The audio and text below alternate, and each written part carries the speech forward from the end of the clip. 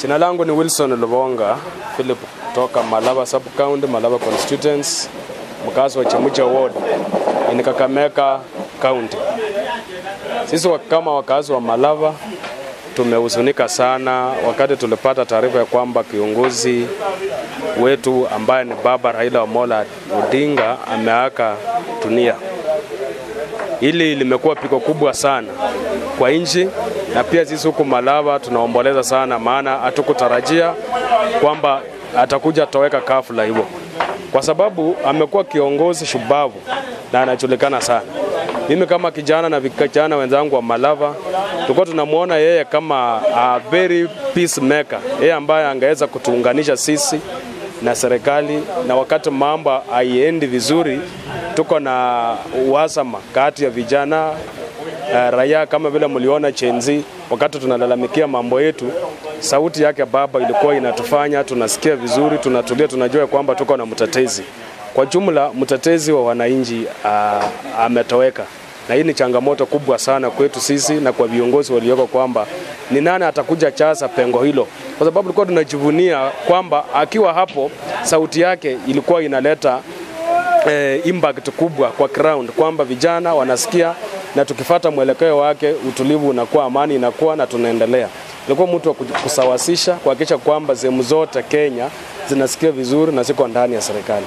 Hivyo tunakuwa tuna wasiwasi kwamba mahali tumefikia, tukiangalia viongozi wetu wengine, hakuna yule ambaye anaweza chukua hii nafasi vizuri, na tunaomba kwamba wenye wako sasa wajaribu kwamba wanajaribu kusawasisha na kusaidia sana, wakati ambapo kunakuwa na mvutano hapa na pale wa serikali na upinzani, wameendelea inafikia watu wengine haifikii, wakati chota kama ile linatokea na linapanda. Tukana kiongozi ambaye atachukua jukumu kama la Baba Raila Amolo Odinga ambaye ni marehemu alikuwa anafanya, kwa kuzungumza na wananchi kwa ground, kwa kuhimiza tukua na dialogue, kwa kuhimiza tukua na ushikamano na kuweka taifa letu mbele na maendeleo, na kusikiza sauti ya wale wanyonge na wako chini. Hilo ndio jambo kubwa sana mimi kivyangu kama mkazi wa Malava na wengine tunajivunia, kule kuunganisha na kufanya sauti ya mnyonge isikike na kukuja karibu na mnyonge, ilikuwa jambo mzuri. Kwa majina mimi naitwa Hopkin, mkazi wa Malava, na kwanza nataka nichukue fursa hii kutuma risala zangu za rambirambi kwa familia ya aliyekuwa waziri mkuu Raila Odinga. Pili, Kenya imepoteza, na mimi kwa maoni yangu kwa viongozi wote wenye tumepaki na wa upinzani, hakuna kiongozi ambaye anaweza toshea kwa kiatu ya Raila Amolo Odinga.